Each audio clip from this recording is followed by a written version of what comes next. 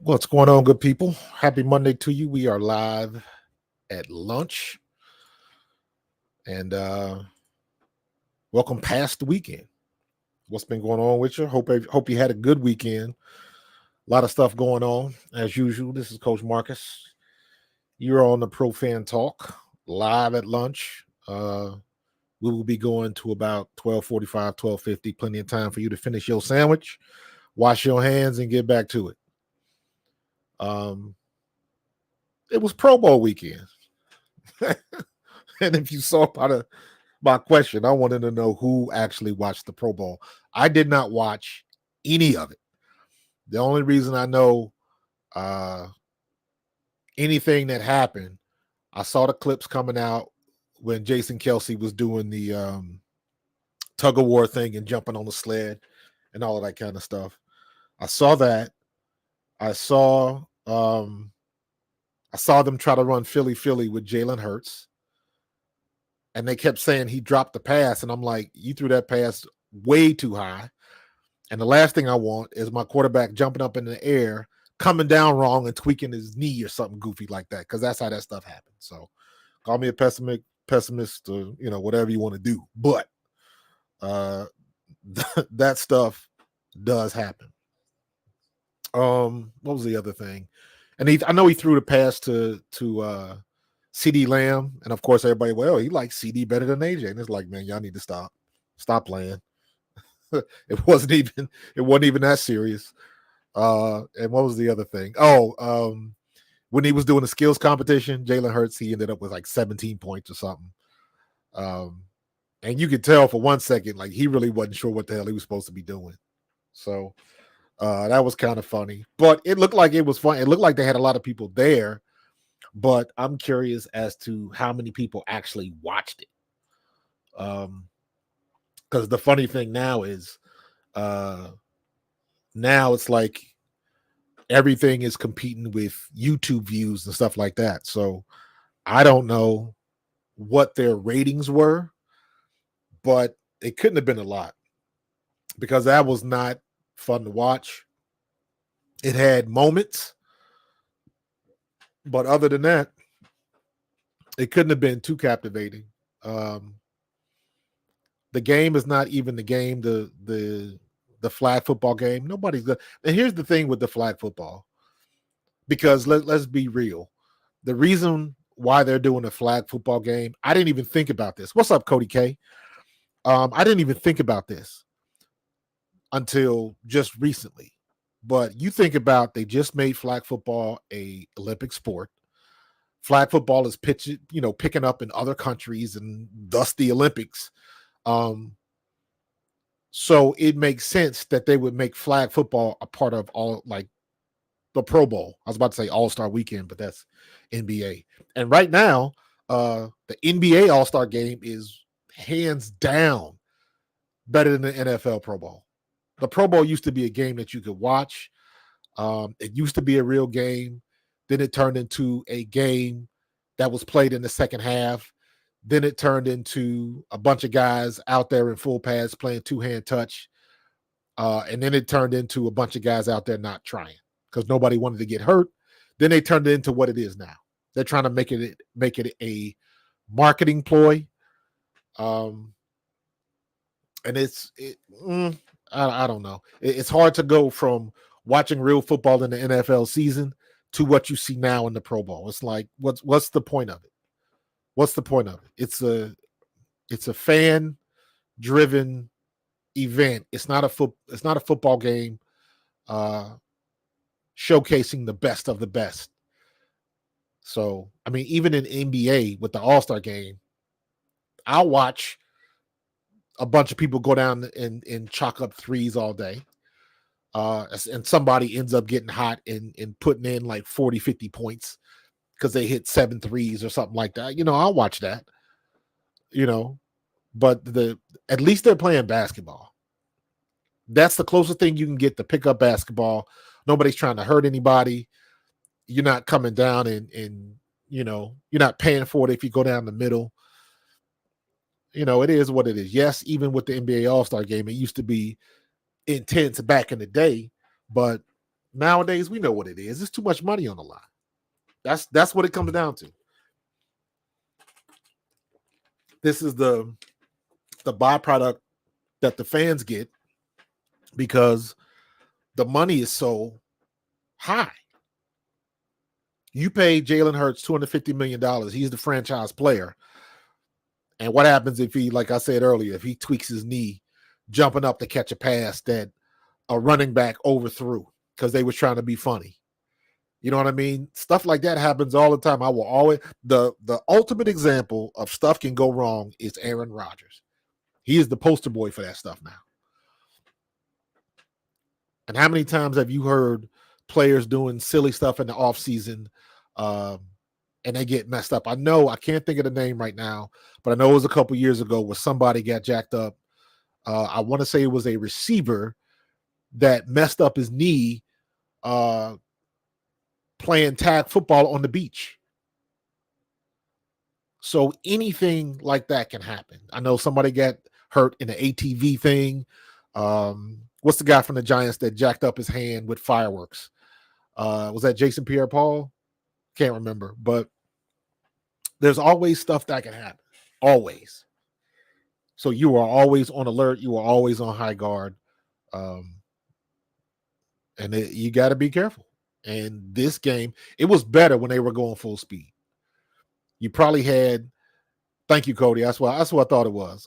You probably had less injuries when they were playing. And then they started two-hand tagging, and then it became the fact that it was like, okay, why are you even in here playing this game if you don't? The person that had the best reaction or that made the best decision was AJ Brown.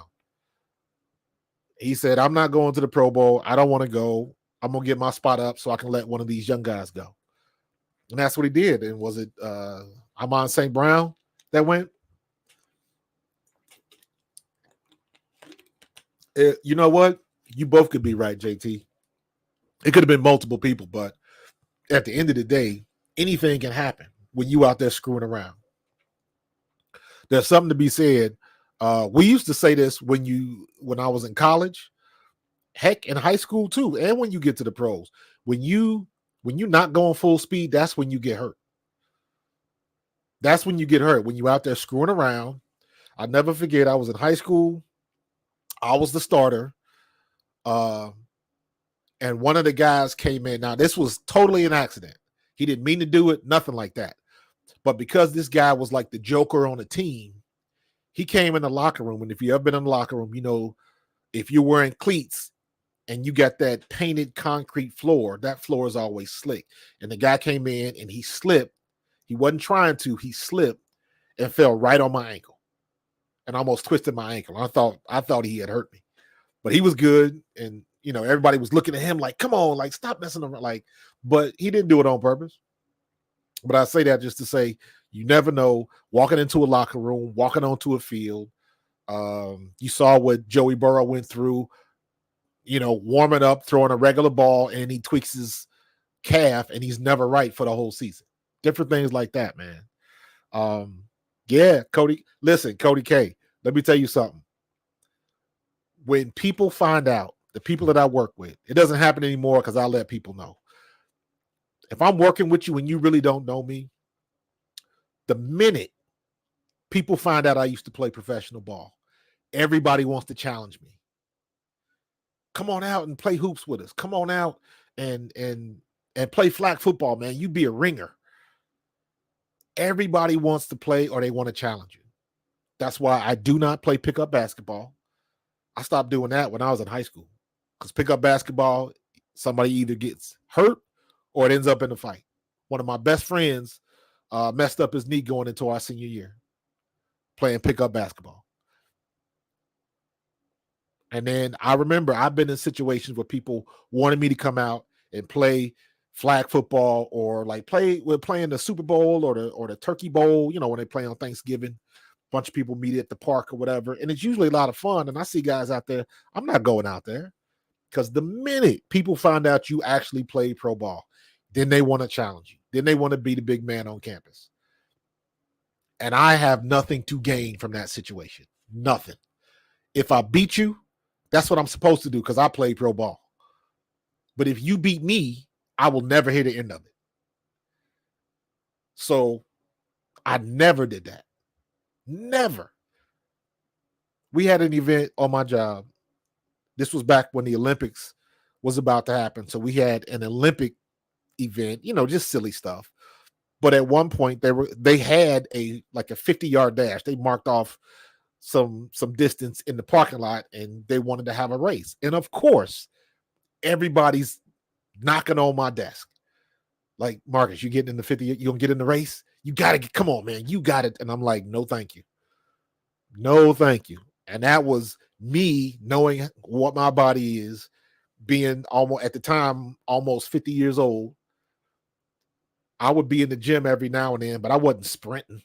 Big difference. There's a big difference between being in running shape and saying you go to the gym a couple times a week. Huge difference. So me, I'm like, y'all not embarrassing me out there. Same rules apply. If I win, you play pro football. This is what you do all the time. I didn't expect them to beat you. But if I lose, I'll never hear the end of it. And I told them, no, I'm not doing that. And everybody gave me crap all week about doing that thing. And I was like, no, I'm not doing that. You guys are crazy. I haven't sprinted. I haven't run a 40-yard dash in 15, 20 years. And you want me to go out there and sprint, so we can have some hot dogs and hamburgers. Y'all crazy. And I didn't do it. And one of the guys that went out there and ran that race got hurt, pulled his hamstring. And it was somebody that, one of those situations where they played in high school and, doing the Al Bundy stretches and all of that kind of stuff. And I was like, this ain't going to end well. And it didn't. The dude took about 3 steps and it was like a sniper shot him in the back of his leg and he went down in a heap. They had to take him to urgent care. It was a whole thing. And I was like, I told you, you don't mess around with that. Your body will let you know in no uncertain terms that you are not doing the right thing. I don't know if y'all caught my stream yesterday. I was on my way to Sam's Club. I stopped at the park and I did me a 15-minute walk and I was good. And I will get back into my, my fitness, normal regime, slowly but surely, because I know how that works. And I'm like, I ain't trying to impress nobody. And I'm saying all that to say, you got to be careful when you out there playing these games and these exhibition games and all of that kind of stuff, because all it takes is one step. That's it. That's it. All it takes is one step. I see my homeboy Kendall Williams watching on the Facebook. I appreciate you, homie. But yeah, it was the Pro Bowl was, yeah, I didn't watch any of it. Only thing I saw was highlights. And it looked like Jason Kelce is continuing his reign as the face of the NFL quasi-retired group. I hope Jason Kelce comes back for another year. I want to see him, Fletch, and BG come back together and go out together. That's just me selfishly wanting to see that. Jason Kelce is still playing at a high level. And I know there's a part of him that wants to come back because nobody wants to go out like they did at the end of the season. Nobody wants that to be their last game. So that is a very conflicting feeling. But the other side of that is that man went to the Super Bowl twice and got a ring out of it. So, and damn near got 2. But you never know. I hope he is. Everybody is probably chomping at the bit, waiting to find out what he's going to do, because when he does officially retire, the media heads are going to swamp on him. Like, they're going to swoop down and scoop him up. He's going to make a ton of money in doing broadcast stuff. I don't know if he'll be doing, I can't see him doing play-by-play. But I could definitely see him on one of these shows, making a guest appearance on Pat McAfee, doing that type of thing, Good Morning Football, something like that. But honestly, he really don't. He could turn his own show into a morning show. because I could see a bunch of people watching New Heights in the morning rather than watching Good Morning Football and all these other shows. So, and I like Good Morning Football. I like that group. The best show I think right now is what's the show with Chris Canty? I can't remember the name of it. Is it it's something? I can't remember the name. Dang it. I'm always drawing a blank. Hold on for a second. Let me see if I can look this up. Because now it's going to bother me. Chris Canty morning show.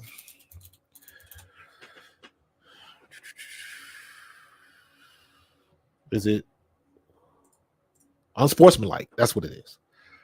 It's called Unsportsmanlike. Chris Canty, Michelle Smallman, and I forget what the other guy's name is.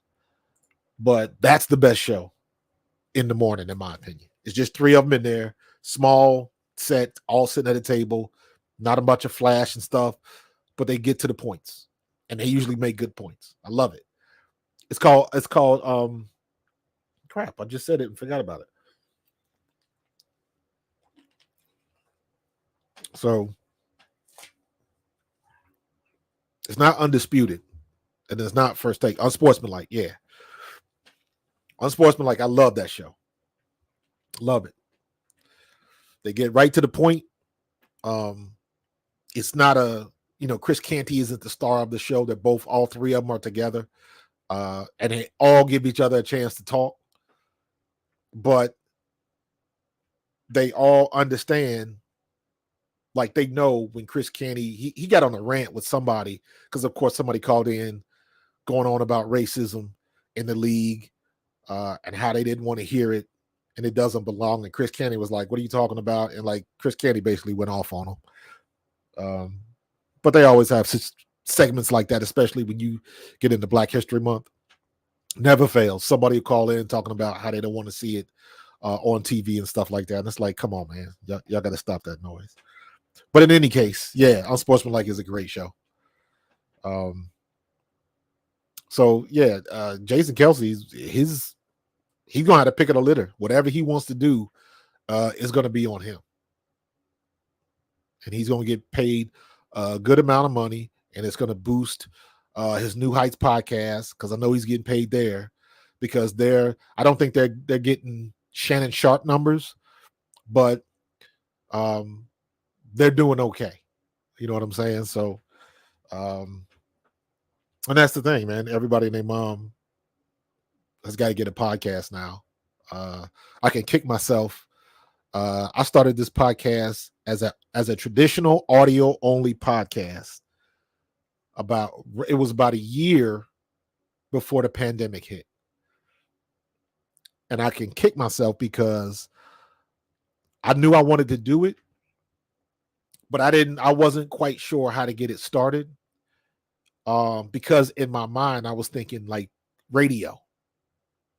So I remember I called Mike Quick, and I said, Mike, I know you on the radio, you doing this. Give me any advice. And, I talked to Mike for a minute. He gave me some good advice. So I, got some equipment and started my podcast. I started the Pro Fan Podcast. My first guest was Vince Papale. And I did about 30 something episodes, and it was going pretty good. And I remember telling Mike when I had a conversation with him that I didn't want to do video because I didn't want to have to edit video.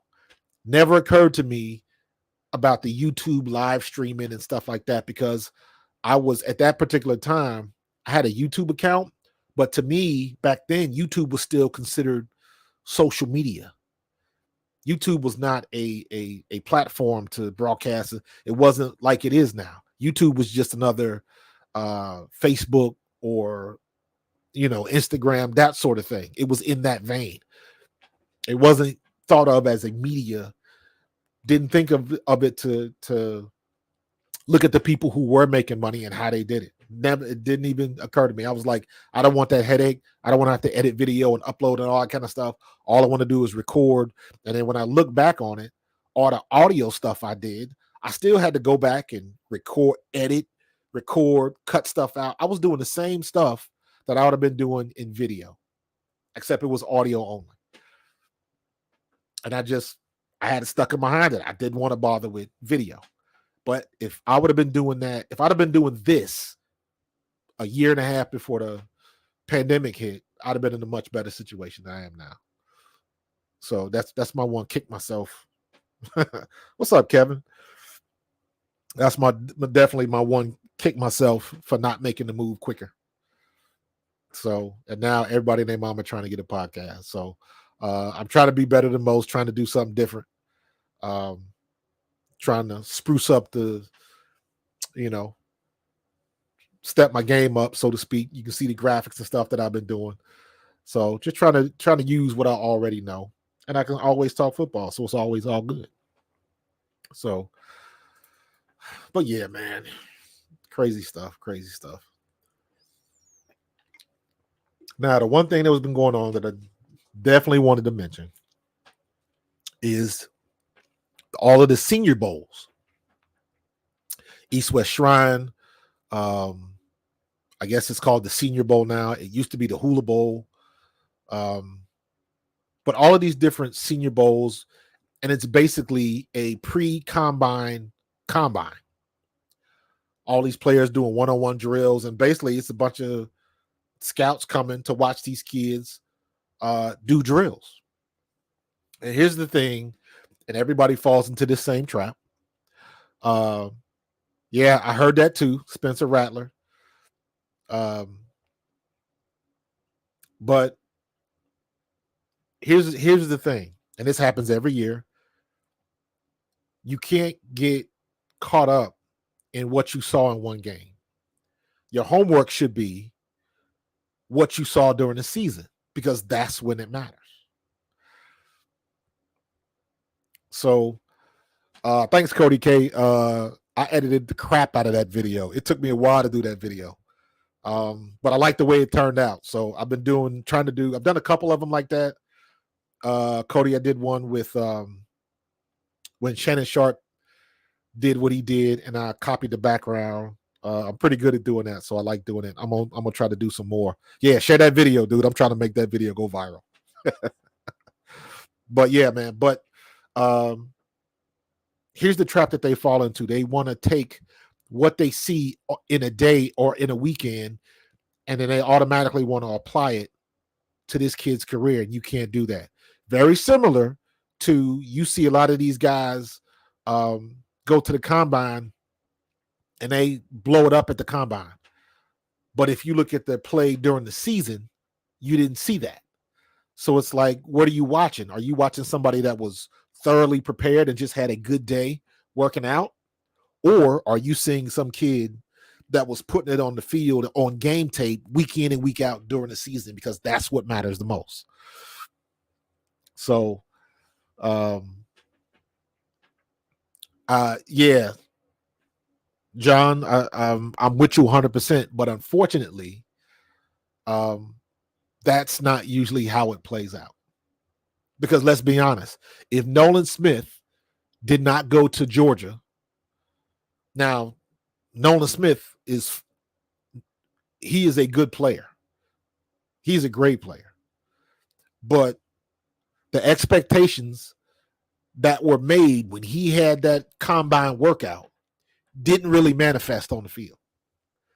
Now, Jalen Carter was just the opposite. Jalen Carter caught so much crap because that one workout, he couldn't finish the workout, and it was a whole bunch of controversy with that. And I remember that was when all the thing about the girl getting killed after the national championship game. And I'm like, if y'all can't understand that kid is stressed the hell out, that's why he didn't have a good workout. That's not hard to figure out. So they go on both sides of it. If somebody's really popular and they're an okay player, but they're popular in the media, if they have a great workout, his stock's going to fly. If you're a no-name and have a great workout, your stock is going to rise just a little bit, but it's not going to do, it's not going to take you over the top. Because at the end of the day, it's a popularity contest. Unless you do something that's just plain and simply just mind-blowing. Because how many times have we seen receivers come out and then they run a super fast time and then you don't see them anymore? I mean, I like to use this example. How the hell does Cavante Turpin get passed up? And if it wasn't for the year he had in the XFL, he wouldn't have made the Cowboys. Nobody would have saw him. But how does his speed and all of that kind of stuff get missed? How does Brock Purdy? How does he get missed? How does Puka Nacua? How did he get missed? So we talked about this last year when Brock Purdy kind of came on the scene, and this happens every year. And I agree with Smith, Steve Smith, where he said a lot of scouts are lazy and they go by name and they go by what school you went to, and that's it. You could be garbage, because trust me, there's a lot of garbage athletes that play at big name schools, and they probably shouldn't be starting, because there's still things called favoritism. There's still things called colorism. There's still things called nepotism. And I've said this many times before. There are a lot of people in the NFL that shouldn't be, and there are a lot of people that should be who aren't. So everybody's going over the moon off of some plays they saw in a controlled environment over the weekend. And the other part about this is you got to remember that a lot of these scouts are playing possum. They could be hyping up somebody else, so all the focus goes over there, so nobody takes the guy that they really want. All the subterfuge and faking and trying to psych people out, it's all mind games. So teams can get the advantage and kind of shift the narrative, so maybe somebody will or won't take another player. Or so it's all a big gamble. But I'm saying all that to say I am not going to base a high draft pick on what I saw over the weekend. Do your homework and watch the games, and then you make your decision. Then you make the decision. So, JT, I'm with you. I don't think he's first quarterback taking material either. I think Penix or Caleb Williams will either be that. But I'm so sour on Caleb Williams because I hate when I see these kids come out and they trying to call their shot. And it's like, dude, you ain't even done anything. You haven't done anything, and you trying to tell people I don't want to go here. And let me be honest with you, that's why I really don't like Eli Manning. He called his shot. How come couldn't nobody else do that? The only reason, in my opinion, Eli Manning got away with that is because of who his daddy was. So, yeah, JT, I don't know if he'll be a bust, but usually that happens more times than not. So, or I can understand him not want to go to Chicago, but guess what? All it takes is the right coach in the right place. You look at what Steichen did with Jalen Hurts. Then you look at what Jalen Hurts did without Steichen. That should let you know right there. If Anthony Richardson wasn't trying to play quarterback like he was Derrick Henry, he may have lasted the whole year. But you can't teach kids that. They got to go through it. They got to take their lumps. And it is what it is. So, but I'm with you. I don't know about Caleb Williams being a bust. That's hard to say. It depends on where he is, what he's got around him. Because now, once again, everybody wants the next CJ Stroud. And a lot of these people, teams, fans, coaches, they think they can just add water and have instant quarterback. You can't put Justin Fields in a situation like he had in Chicago and then criticize him because he's not developing. Is that really his fault? Did you really put players around him? That's why I'm not going to hold nothing against Brock Purdy. The criticism they give Brock Purdy are the same criticism they gave Jalen Hurts last year. He's a system quarterback. He's only good because of the weapons he's got around him. And I'm like, where's the problem in this? This is how you're supposed to put a team together. And now we're getting criticized for it. But everybody still wants that quarterback agenda. They want that 6'5" guy that can throw the ball a country mile. And they want They want a quarterback to win the Super Bowl that throws for 400 something yards. That's what they want, because they want the quarterback to shine above all else. I'll tell anybody, Nick Foles was our MVP of our Super Bowl. However, you can't tell me that Corey Clement shouldn't have been in that running for that Super Bowl in that game. Corey Clement was off the charts that game. And I would argue that he could have been the MVP. But I understand why they gave it to Foles. So they push that narrative. They want the big quarterback. They really, really want Joe Burrow or Josh Allen. So, I like the fact that I'm not betting against Patrick Mahomes, but I like the fact that Brock Purdy is where he is, because he proves all of them scouts that think they know everything. He proves all of them wrong. He's not tall enough. He doesn't have an arm. He doesn't have a cannon. Any criticism that you could give to him, the only thing the kid does is keep winning. That's it. So it is what it is. So I don't know if there'll be a bust. Darren Johnson says he stopped watching the Pro Bowl once they mess with the format of it. Yeah, Darren, I agree with you. The first time they tried to tag the flag football thing or whatever they did a couple years ago, I don't remember what year it was. They were still in full pads, and it was just literally they were pushing people around. It was the most god awful thing I had ever seen. I'm not sure what year that was, but Darren, I'm with you 100%.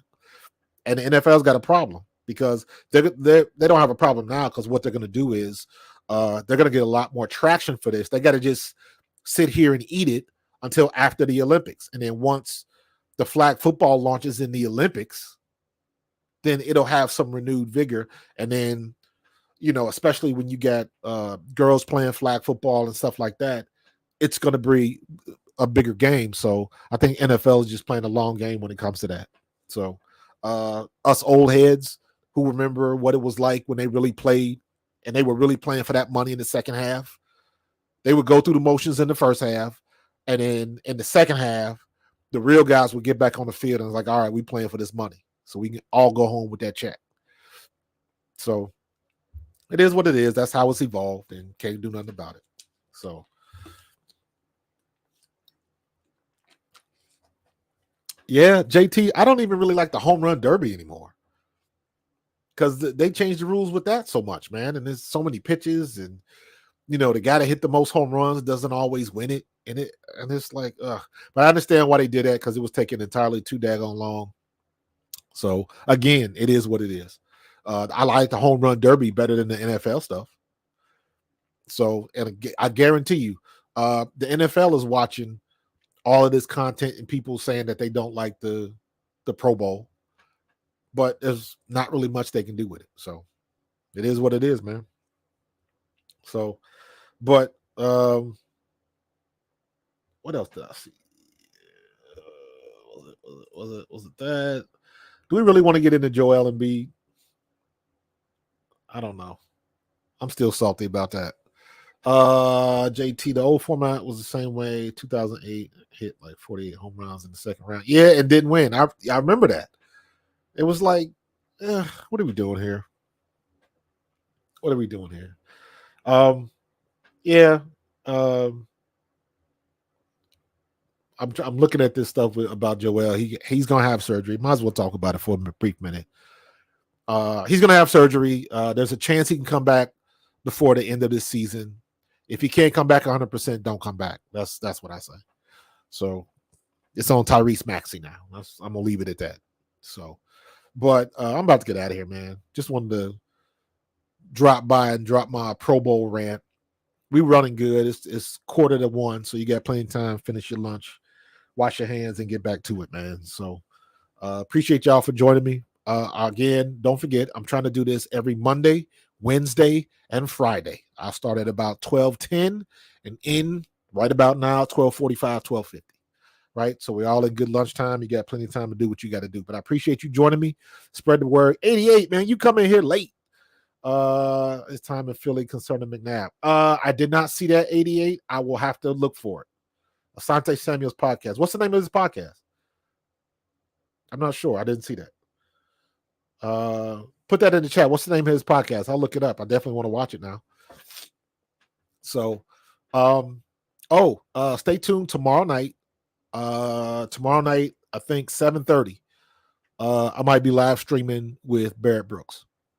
So sent him a text out today. He got back with me. So it looks like we can connect tomorrow, 7:30 p.m. So check the social medias. I will have something up for sure tomorrow, 7:30 with Barrett Brooks. So that should be cool. 88, I'm going to check that out, man. But thanks for that heads up, too. I'm about to get up out of here, JT. I appreciate you, brother.